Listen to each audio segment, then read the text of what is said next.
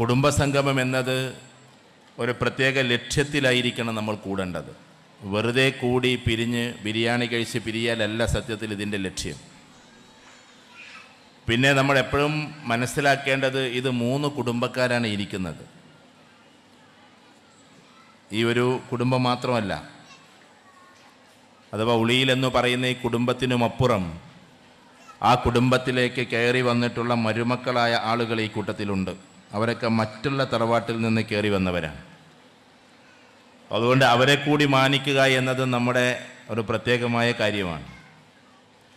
പിന്നെ നമ്മുടെ പെൺമക്കളെല്ലാവരും ഇന്നിവിടെ ഉണ്ടാവും. അവനാൻ്റെ കുടുംബം കൂടുമ്പോൾ അവരുടെ ഭർത്താക്കന്മാരോ അവരുമായി ബന്ധപ്പെട്ടവരോ ആയ മറ്റ് കുടുംബത്തിൽപ്പെട്ട അംഗങ്ങളും ഇവിടെ ഉണ്ടാകാം. അപ്പോൾ ഇരിക്കുന്നത് സത്യത്തിൽ 3 കുടുംബങ്ങളാണ്. ഇതാണ് അതിൻ്റെ യാഥാർത്ഥ്യം. ഞാനിതിങ്ങനെ പറയാനുള്ള കാരണം, ഈ കുടുംബം കൂടുമ്പോൾ അവനവൻ ജനിച്ചു വളർന്ന കുടുംബത്തിന് പ്രാധാന്യം കൊടുക്കുകയും ചിലപ്പോൾ ഇത്തരം കുടുംബസംഗമങ്ങൾ ഉണ്ടാകുമ്പോൾ രാവിലെ ഭർത്താവ് ചോദിക്കാനല്ല വേഗം ഒരുങ്ങിക്കോ വേഗം പോണ്ടേ എന്ന് ചോദിക്കുമ്പോൾ ഞാനെന്തിനപ്പോൾ അതിന് വരുന്നത്, നിങ്ങളെ കുടുംബസംഗമല്ലേ നിങ്ങൾ പോയാൽ പോരെ എന്ന് ചോദിക്കുന്ന ആളുകളും ചില കുടുംബങ്ങളിൽ ഉണ്ടാകാറുണ്ട്. ഈ കുടുംബത്തിൽ പ്രത്യേകിച്ചും അങ്ങനെ ഉണ്ടാകണമെന്നില്ല. അപ്പം ഞാൻ പറഞ്ഞു വരുന്നത്, കുടുംബത്തിലെ എല്ലാവരെയും ഒരുമിച്ച് കൂട്ടി ഇങ്ങനെ ഒരു സംഗമം നടത്തുന്നത് എന്തിനാണ്? ഒരു പ്രത്യേക ലക്ഷ്യത്തിൻ്റെ പേരിലായിരിക്കണം. ഇന്ന് കുടുംബങ്ങൾ ശിഥിലമാകുക എന്നതിനേക്കാളും മാനവരാശി തകരുക എന്നതിലേക്ക് എത്തിയിട്ടുണ്ട്. ഇതുവരെ നമ്മൾ സംസാരിച്ചിരുന്നതൊക്കെ കുടുംബം ശിഥിലമാകുന്നതിനെക്കുറിച്ച്, കുടുംബം ഛിന്നഭിന്നമാകുന്നതിനെക്കുറിച്ചൊക്കെയാണ്. പക്ഷേ ഇന്ന് കുടുംബത്തിലെ ഓരോ വ്യക്തികളെയും ഇങ്ങനെ ഗ്രസിച്ചുകൊണ്ടിരിക്കുന്നത് തകർച്ചകളാണ്. അതാണ് ആധുനിക കാലഘട്ടം ചർച്ച ചെയ്യേണ്ടതും ചർച്ച ചെയ്യപ്പെടേണ്ടതും.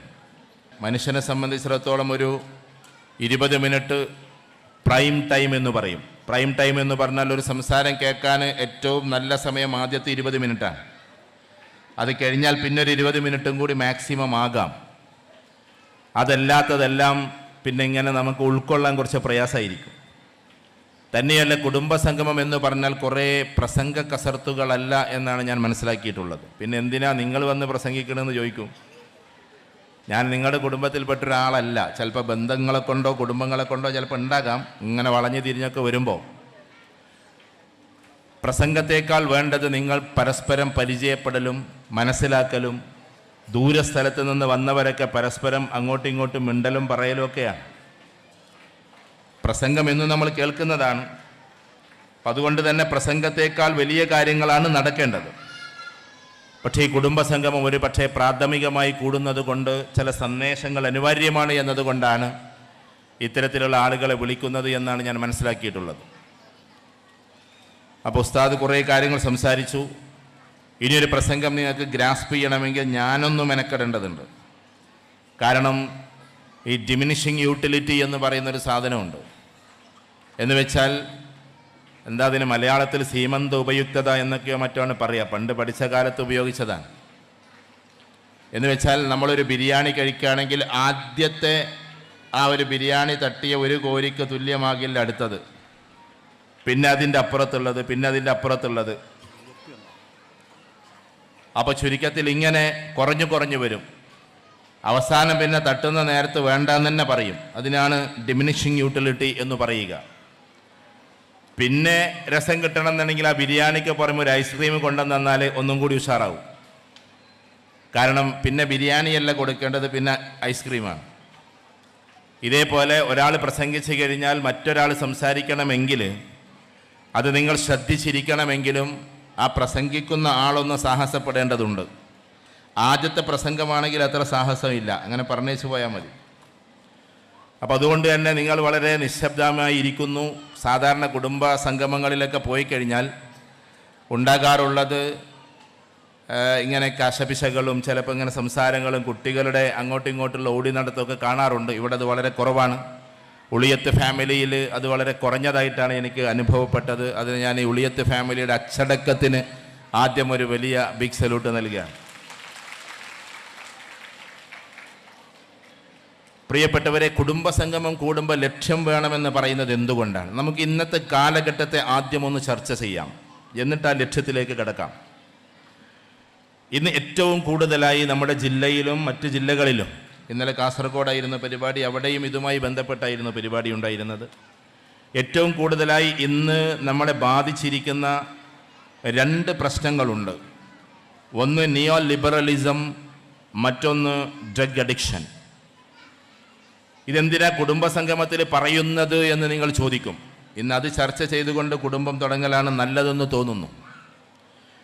1400 കോടിയുടെ സാധനങ്ങളൊക്കെയാണ് കേരളത്തിലേക്ക് മാറിമറിഞ്ഞ് വന്നുകൊണ്ടിരിക്കുന്നത്. അതിൻ്റെ പിന്നിൽ ഏതായാലും സാധാരണ കച്ചവടക്കാരാകില്ല, ഭീമന്മാരായ കച്ചവടക്കാരുണ്ടാകും. അതുകൊണ്ട് തന്നെ ഓരോ കുട്ടികളെയും വലയിൽ വീഴ്ത്തുന്നതിന് വേണ്ടി ഓരോ കുടുംബത്തെയും ഗ്രസിക്കുന്ന വലിയ പ്രയാസമുള്ള കാര്യമായി അത് വന്നുകൊണ്ടിരിക്കുകയാണ്. ഏറ്റവും കൂടുതലായി അതുള്ളത് ഒരു ജില്ലയെ കുറ്റപ്പെടുത്തല്ല, കാരണം ബാംഗ്ലൂരും മൈസൂരൊക്കെ അടുത്തായതുകൊണ്ട് കാസർഗോഡ് ജില്ലയാണെന്ന് പറയപ്പെടുന്നു. പക്ഷെ അവിടെ പോലും ഇന്ന് അതില്ലാത്ത ഗ്രാമങ്ങൾ വാർത്തെടുക്കാൻ വേണ്ടി അവിടുത്തെ മതരാഷ്ട്രീയ സാമൂഹിക രംഗത്തെ എല്ലാവരും പാടുപെടുകയാണ്. മലപ്പുറം ജില്ല ഒട്ടും പിന്നിലല്ല. മദ്രസയിലേക്ക് പോകുന്ന കുട്ടികൾക്ക് വരെ മിഠായി കൊടുത്ത് മയക്കാൻ ആളുകളുണ്ട് എന്നാണ് നമ്മൾ മനസ്സിലാക്കേണ്ടത്. കുടുംബം കൂടുതൽ സജീവമല്ലെങ്കിൽ, കുടുംബം കൂടുതൽ ശ്രദ്ധാലുക്കളല്ലെങ്കിൽ നമ്മുടെ കുഞ്ഞു കുരുന്നുകൾ പോലും അതിൽ പെട്ടുപോകുന്ന സാഹചര്യമാണ് നമ്മുടെ നാടുകളിലുള്ളത്. ഇത് കേൾക്കുന്ന പ്രവാസികൾ, എനിക്കറിയാം, ഇപ്പോൾ ഗൾഫ് നാടുകളിൽ നിന്നൊക്കെ മക്കളെ കേരളത്തിൽ കൊണ്ടുവന്ന് പഠിപ്പിക്കാൻ മടി കാണിക്കുന്നു. ഒരുപാട് ആളുകളെ തന്നോട് പറഞ്ഞിട്ടുണ്ട്. ഇപ്പം കഴിഞ്ഞ ആഴ്ചയും അവിടെ ഒരു പരിപാടിക്ക് പോയ സമയത്ത് മക്കൾ എവിടെയാണ് പഠിപ്പിക്കേണ്ടത് എന്ന് കുറേ ആളുകളുടെ ചോദ്യത്തിന് അവിടെ വിദ്യാർത്ഥികൾക്ക് വേണ്ടിയിട്ടൊരു പരിപാടി തന്നെ ഉണ്ടായിരുന്നു. കുവൈത്തിലായിരുന്ന പരിപാടി. ആ പരിപാടി വിദ്യാർത്ഥികൾക്ക് വേണ്ടിയിട്ടുള്ള പരിപാടി. ഒരുപാട് ഇതേപോലെ വിദ്യാർത്ഥികൾ നിരന്നിരിക്കുകയാണ്. ആർക്കും കേരളത്തിൽ പഠിക്കാൻ താല്പര്യമില്ല. എന്താണ് കാരണമെന്ന് ചോദിക്കുമ്പോൾ അവരുടെയൊക്കെ വ്യാജമായ വാർത്ത അവർ മനസ്സിലാക്കിയിട്ടുള്ളത് കേരളത്തിൽ ഒന്നാകെ മയക്കുമരുന്നാണെന്നുള്ളതാണ്. അത് തെറ്റാണ്. വളരെ കുറച്ച് ആളുകൾ മാത്രം ഉപയോഗിക്കുന്നുണ്ടാകാം, അല്ലാതെ നമ്മൾ ജനറലൈസ് ചെയ്ത് പറയരുത്. പക്ഷേ ഇന്ന് നമ്മൾ ചിന്തിക്കേണ്ടത് കുടുംബത്തിൻ്റെ ശിഥിലീകരണം സംഭവിക്കുന്നത് പഴയ പോലെ നാത്തൂൻ പോരിലോ ജ്യേഷ്ഠനും അനിയനും തമ്മിലുള്ള വക്കാണത്തിലോ അല്ല. പകരം ഇതൊക്കെ സംഭവിക്കുന്നത് ഓരോ വ്യക്തികൾ നശിക്കുമ്പോഴാണ്.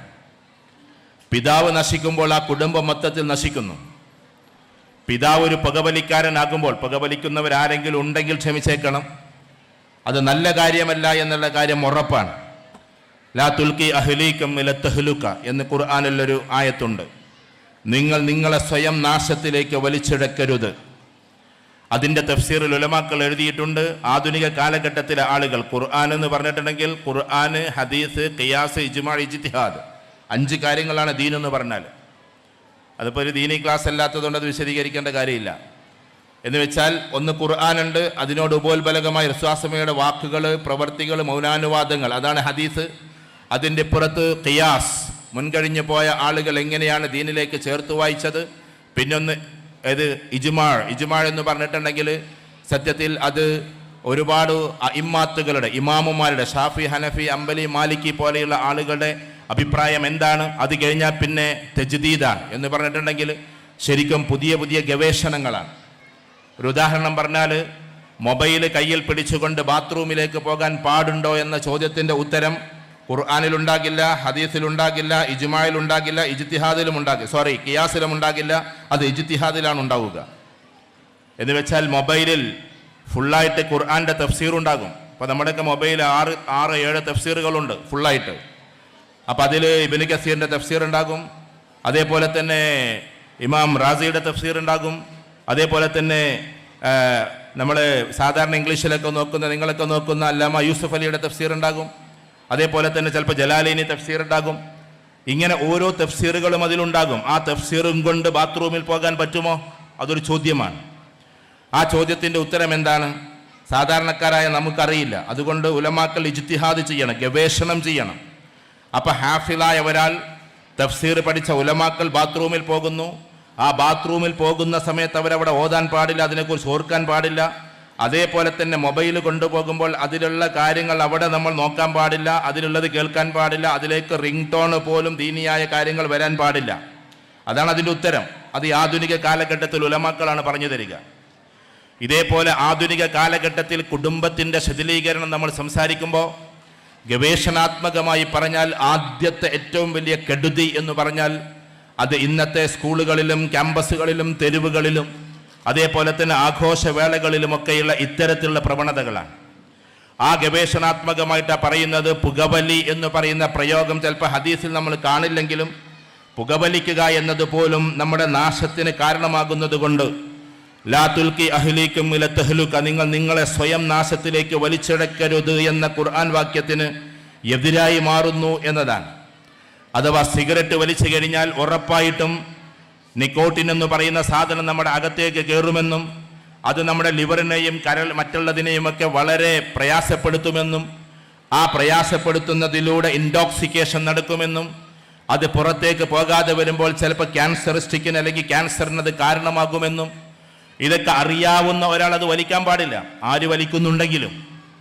തന്നെയുമല്ല, നമ്മൾ സ്വയം അകത്തേക്ക് വലിക്കുന്നതിനേക്കാൾ കൂടുതൽ പുറത്തേക്ക് വിടുന്ന പുകയുണ്ടല്ലോ, ആ പുക നമ്മൾ കാറ് കയറ്റിയിട്ട് കാറിൻ്റെ ഗ്ലാസുകൾ കയറ്റിയിട്ട് കേരളത്തിലൊക്കെ നമ്മൾ സഞ്ചരിക്കാവൂ. എ സി ഇടാൻ കഴിവില്ലാത്തവർ എ സി ഇട്ടിട്ട് പോകണമെന്ന്, എന്നാലെങ്കിലും അസുഖം കുറയുന്നതാണ്. കഴിവില്ലാത്തവർ എന്ന് പറഞ്ഞാൽ ഞാൻ പറയുന്നത് ഒരു എ സിയുള്ള വണ്ടി വാങ്ങാൻ നല്ലത് എന്നാണ് വെപ്പ്. അതെന്താ അങ്ങനെ പറയാൻ കാരണം? ഇവിടെയുള്ള ഓരോ റോട്ടിലും കാർബൺ മോണോക്സൈഡ് എന്ന് പറയുന്നത് പരന്നിട്ട്, അഥവാ വണ്ടികളുടെ ഈ ഡീസലിൽ നിന്നും ഇതിൽ നിന്നും പോകുന്ന പുകകളെ കൊണ്ട് മലീമസമായിട്ട് ആ ശ്വാസം അകത്തേക്കെടുത്താൽ അധികം താമസിയാതെ ആളുകൾ ക്യാൻസർ രോഗികളാകുമെന്നുള്ള ഗവേഷണമാണ്. സത്യത്തിൽ കാറിൻ്റെ ഒക്കെ ഗ്ലാസ് കയറ്റി പോകുന്നതാണ് നല്ലത് എന്നവർ പറയുന്നത്. അപ്പം ഞാൻ പറഞ്ഞുകൊണ്ടിരിക്കുന്നത് ഈ പുകവലി എന്ന് പറയുന്നത് അകത്തേക്ക് വലിക്കുന്നതിനേക്കാൾ കുറച്ചും കൂടി ശക്തമാണ് പുറത്തേക്ക് നമ്മൾ വിടുന്നത്.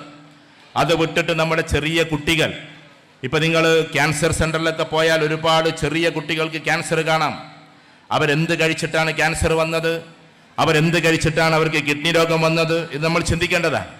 അപ്പം നമ്മുടെ കുട്ടികൾക്ക് പോലും അപകടമുണ്ടാക്കുന്ന അവസ്ഥയിൽ നമ്മൾ പുകവലിയിൽ നിന്ന് തുടങ്ങുന്നു. പഴയ കാലത്ത് കല്യാണ വീടുകളിലൊക്കെ സിഗരറ്റ് വിതരണം ചെയ്യുന്ന പണി പോലും ഞങ്ങൾ കുട്ടികൾക്ക് തരാറുണ്ടായിരുന്നു. പ്രത്യേകിച്ച് കല്യാണ ദിവസമോ അല്ലെങ്കിൽ തേട്ടം എന്ന് പറഞ്ഞൊരു പരിപാടിയുണ്ട്. അന്ന് പുതിയാപ്പളൻ്റെ കൂടെ വരുന്ന ആളുകൾക്കും ബാക്കിയുള്ളവർക്കൊക്കെ സിഗരറ്റ് വിതരണം ചെയ്യലായിരുന്നു പണി. എത്ര വലിയ ആഭാസമായിരുന്നു എന്നൊന്ന് ആലോചിച്ച് നോക്കിയാട്ടെ. അന്നിങ്ങനെ വിതരണം ചെയ്ത് നടക്കല. അതാരെ കയ്യിലാ തരിക? ഞങ്ങളെപ്പോലെയുള്ള 7-8 വയസ്സായ കുട്ടികളെ കയ്യിലാ തരിക എല്ലാവർക്കും സിഗരറ്റ് കൊടുക്കാൻ. ആ ഒരവസ്ഥയിൽ നിന്ന് മാറി ഇന്ന് സിഗരറ്റ് വലിക്കാർ കുറവാണ്. പക്ഷേ ആ സിഗരറ്റ് വലിയിൽ നിന്ന് അപ്പുറത്തേക്ക് ഹാൻഡ്സിൻ്റെ ഉപയോഗം കൂടി. ഹാൻഡ്സിൻ്റെ ഉപയോഗം കൂടിയപ്പോൾ എന്തായി മാറി? ഞാനിത് പറയുമ്പോൾ നിങ്ങൾക്ക് വേറൊന്നും തോന്നരുത്, കാരണം ഇന്നത്തെ കാലഘട്ടം അങ്ങനെയാണ്. ഹാൻഡ്സ് എന്ന് പറഞ്ഞാൽ ഒന്നുകിൽ ഇവിടെ വെക്കും, അല്ലെങ്കിൽ സൈഡിൽ വെക്കും, അല്ലെങ്കിൽ സൈഡിൽ വെക്കും. വളരെ കുറച്ചാളുകൾ 20% മാത്രമാണ് മുകളിൽ വെക്കുക. ഇതാണ് അതിൻ്റെ കണക്ക്. അതുകൊണ്ട് തന്നെ ഇന്ന് റീജിയണൽ ക്യാൻസർ സെൻ്ററിലും മറ്റ് ക്യാൻസർ സെൻ്ററിലൊക്കെ പോകുമ്പോൾ 21, 22, 26 വയസ്സായ കുട്ടികൾക്ക് കവിളുകളിൽ ഓട്ടയായി വെള്ളം കുടിക്കുമ്പോൾ ഓട്ടയിലൂടെ വെള്ളം പുറത്തേക്ക് പോകുന്നത് നിതാന്തമായ കാഴ്ചയാണ്. അപ്പോൾ ക്യാൻസറിൻ്റെ ഡോക്ടേഴ്സ് പറയുന്നത്, പ്രത്യേകിച്ചും പ്രിയപ്പെട്ട ഡോക്ടർ ഇക്ബാൽ, അദ്ദേഹം RCCയിലെ ചീഫ് ഡോക്ടറായിരുന്നു അദ്ദേഹം, ചീഫ് സർജൻ. അപ്പോൾ അദ്ദേഹം പറയാറുണ്ട്, എന്നോട് തന്നെ പറഞ്ഞിട്ടുണ്ട്, നിങ്ങൾ പ്രസംഗിക്കുമ്പോൾ എങ്ങനെ തന്നെ പറഞ്ഞോ, ഹാൻഡ്സ് ഉപയോഗിക്കുന്ന 10 പേരുണ്ടെങ്കിൽ അതിൽ 8 പേർക്ക് എന്തായാലും ക്യാൻസർ വരും ഭാവിയിൽ, 2 പേര് മാത്രമേ അതിൽ നിന്ന് രക്ഷപ്പെടുകയുള്ളൂ. അപ്പോൾ ഹാൻഡ്സ് ഉപയോഗിക്കുന്ന ആളുകൾക്ക് തോന്നും ഹാൻഡ്സ് ഉപയോഗിക്കാത്തവർക്കും ഈ അസുഖമൊക്കെ വരുന്നുണ്ടല്ലോ എന്ന്. അവർ മനസ്സിലാക്കേണ്ടത് 10 പേര് ഹാൻഡ്സ് ഉപയോഗിക്കാത്തവരെ എടുത്താൽ അതിൽ 8 പേരും ക്യാൻസറിൽ നിന്ന് രക്ഷപ്പെടും, 2 പേർക്കുണ്ടാകാൻ സാധ്യതയുണ്ട്. തലകുത്തനെയാണ്. എന്ന് വെച്ചാൽ ഹാൻഡ്സ് ഉപയോഗിക്കാത്ത 10 പേരിൽ 8 പേരും രക്ഷപ്പെട്ടേക്കാം, 2 പേർക്ക് ക്യാൻസർ വരാൻ സാധ്യതയുണ്ട്. അതിൽ തന്നെ മൗത്ത് ക്യാൻസർ വരാനുള്ള സാധ്യത വളരെ കുറവാണ്. ഏറ്റവും വികൃതമായ ക്യാൻസർ മൗത്ത് ക്യാൻസറാണ്. കാരണം നമുക്ക് പ്രോസ്റ്റേറ്റ് ക്യാൻസറോ അല്ലെങ്കിൽ ഉള്ളിൽ ക്യാൻസറോ എന്തെങ്കിലും ആണെങ്കിൽ അത് പുറത്തേക്ക് കാണില്ല. പക്ഷെ മനുഷ്യൻ കാണുമ്പോൾ വികൃതമാവൽ നമ്മുടെ കവിളുകളെല്ലാം ചെത്തിക്കളഞ്ഞിട്ട് അതെല്ലാം ഇല്ലാതെയാക്കുന്ന ക്യാൻസർ രോഗമാണ്. അതുകൊണ്ടാണ് അതിൻ്റെ റേഷ്യോ അങ്ങനെ പറയുന്നത്. അപ്പോൾ ഞാൻ പറഞ്ഞു വരുന്നത്, നമ്മുടെ വീട്ടിൽ ശിഥിലമാകുമ്പോൾ അവിടെ നിന്ന് തുടങ്ങുന്നു എന്നതാണ്. ചെറിയ മക്കൾ പോലും അത് ഉപയോഗിച്ച് തുടങ്ങുന്നു. വേറൊരു കാര്യം എന്തെന്ന് ചോദിച്ചാൽ, ഞാൻ പറയുമ്പോൾ ഭീകരമായിട്ട് നിങ്ങൾക്ക് തോന്നരുത്, ഈ അടുത്തിടെ ഞാൻ മനസ്സിലാക്കിയതാണ്. എന്ന് വെച്ചാൽ ഒരു പ്രത്യേക ഗുളിക ഇറങ്ങിയിട്ടുണ്ട്. ഒരു മിഠായി പോലെയുള്ള സാധനമാണ്. അത് കഴിച്ചാൽ വളരെ ടേസ്റ്റാണ്. പക്ഷേ ചെറിയ മക്കൾ കഴിച്ചിട്ടുണ്ടെങ്കിൽ വേറൊരു ലോകത്തേക്ക് പോവാൻ. അതെവിടുന്നാ കിട്ടണമെന്നറിയോ? നിഷ്കളങ്കമായി മുസാഫും പിടിച്ചിട്ട് ഈ പുസ്തകവും പിടിച്ചിട്ട് ഇങ്ങനെ മദ്രസയിലേക്ക് പോകുന്ന, അവൻ പഠിക്കുന്ന അഖലാഖും അതേപോലെ തന്നെ താരീഖും തജ്വീദും ഒക്കെയുള്ള പുസ്തകവും കൊണ്ട് പോകുമ്പോൾ ഏതോ ഒരാൾ ബൈക്കും കൊണ്ടുവരുന്നു. ഇതുവരെ കണ്ടിട്ടില്ലാത്ത ഒരാൾ. ആ ആൾ വന്നിട്ട് ചോദിക്കാം, മോനെ ഇന്നടത്തേക്കുള്ള വഴി ഏതാണ്? അങ്ങോട്ട് സലാം പറയുമ്പോൾ ഇവർക്ക് നന്നായിട്ട് തോന്നും, അസ്സലാമു അലൈക്കും മോനെ. അപ്പോൾ കുട്ടി വലൈക്കും അസ്സലാം. കുട്ടികളോട് അങ്ങോട്ട് സലാം പറയുമ്പോൾ കുട്ടിക്ക് വലിയൊരു ആവേശമാണ്. ചെറിയ മക്കൾക്ക് അങ്ങോട്ട് സലാം ചെല്ലണം. അതിൻ്റെ നിയമം വലിയവർക്ക് ഇങ്ങോട്ട് ചെല്ലണം എന്നാണ്. പക്ഷേ റസൂലുള്ളാഹി സ്വല്ലല്ലാഹു അലൈഹി വസല്ലമയുടെ സുന്നത്ത് കുട്ടികൾക്ക് അങ്ങോട്ട് ചൊല്ലിയിരുന്നു എന്നതാണ്. ചെറിയ കുട്ടികൾക്ക് അങ്ങോട്ട് സലാം ചെല്ലുകയാണെങ്കിൽ ഭയങ്കര ആവേശമായിരിക്കും. വലിയ ആൾക്കാർ അങ്ങോട്ട് ചെല്ലണം, നമ്മൾ ഇങ്ങോട്ട് തന്നെ കാത്തിക്കരുത്, അത് നിയമമാണ്. പക്ഷെ അങ്ങോട്ട് ചെല്ലലാണ് റസൂലുള്ളാഹി സ്വല്ലല്ലാഹു അലൈഹി വസല്ലമയുടെ സുന്നത്ത്. അപ്പം അതുകൊണ്ട് തന്നെ കുട്ടികൾക്ക് ആദ്യം അങ്ങോട്ട് സലാം ചൊല്ലും. സലാം ചൊല്ലിയിട്ട് കുട്ടീനോട് ചോദിക്കുകയാണ്, മോനെ ഇങ്ങോട്ടുള്ള വഴി എങ്ങനെയാണ്? ഉദാഹരണത്തിന് ഇവിടെ നിന്ന് ചോദിക്കാൻ, ഇവിടുന്ന് ചമ്രവട്ടത്തേക്കുള്ള വഴി എങ്ങനെയാണ്? അപ്പോൾ കുട്ടി പറഞ്ഞവർക്ക് ഇങ്ങനാണ്ട് തിരിഞ്ഞിട്ട് ഇങ്ങനെ പോകലാൻ. അപ്പോൾ ആ കുട്ടിനോട് താങ്ക്സ് ഇട്ടോ മോനെ എന്നൊക്കെ പറയും. എന്നിട്ട് മോനൊരു മിഠായി തരാം, അതാ കഴിച്ചോ എന്ന് പറയും. അപ്പോൾ ഈ കുട്ടിയുടെ വിചാരം ഈ വഴി പറഞ്ഞു കൊടുത്തതിൻ്റെ പേരിൽ ഇക്കാക്ക തരുന്ന സമ്മാനമാണ് എന്നാണ്. അങ്ങനെ എത്രയോ കുട്ടികൾ ഈ ചതിയിൽപ്പെട്ടു പോവാൻ. പാവം നിഷ്കളങ്കമായി മദ്രസയിലേക്ക് പോകുന്ന, 6 മണിക്ക് ക്ലാസ് റൂമിലേക്ക് പോകുന്ന കുട്ടികൾ വരെ ഇതിൻ്റെ കെടുതിയിൽപ്പെട്ടു പോവുകയാണ്. ഇവിടെ നമ്മൾ അറിയേണ്ടത്, ഇന്നത്തെ കാലഘട്ടത്തിൽ കുടുംബസംഗമം കൂടുമ്പോൾ എല്ലാവരും ഇതിൻ്റെ ഇരകളല്ലെങ്കിൽ പോലും നമ്മുടെ മക്കളെപ്പോലും ശ്രദ്ധിക്കണേ എന്ന് പറയാനാണ്. അപ്പം അതുകൊണ്ട് അതുമുതൽ തുടങ്ങണം നമ്മുടെ ശ്രദ്ധ. നമ്മുടെ കുട്ടികളുടെ ഓരോ കാര്യത്തിലുമുള്ള ശ്രദ്ധകളാണ് നമുക്കുണ്ടാക്കേണ്ടത്. നമ്മൾ വിചാരിക്കും ഈ സാധനമൊക്കെ ഉപയോഗിക്കുന്നത് ഒരു പക്ഷേ ഇവിടെ നിന്ന് അങ്ങോട്ട് പോയാൽ തവനൂര് എന്ന് പറയുന്ന സ്ഥലമുണ്ട്, അവിടെ ചെറിയ കുട്ടികളെ, ഇങ്ങനെ ആരുമില്ലാത്ത കുട്ടികളെ താമസിക്കുന്ന സ്ഥലമുണ്ട്. അവിടെ 60ഉം 70ഉം കുട്ടികളാണ്. അതിൽ കുറേ കുട്ടികൾ ഇത്തരത്തിലുള്ള കെടുതികളിൽപ്പെട്ട മക്കൾ കൂടിയാണ്. അതുകൊണ്ട് ഡി അഡിക്ഷൻ സെൻറ്റർ എന്ന് പറയുന്ന സെൻറ്ററിൽ പോലും നമ്മളൊക്കെ അവിടെ പോകാറും അവരെ കാണാറും കൗൺസിലിംഗ് നടത്താറും ഉള്ളത് കൊണ്ട് പറയാൻ, ചെറിയ മക്കൾ പോലും ഇതിൻ്റെ ബലിയാടുകളാണ്. അതുകൊണ്ട് നമ്മളെ സംബന്ധിച്ചിടത്തോളം കുടുംബത്തിനൊരു ജാഗ്രതയുണ്ടാവുക എന്നത് ആദ്യത്തെ ലക്ഷ്യമാണ്.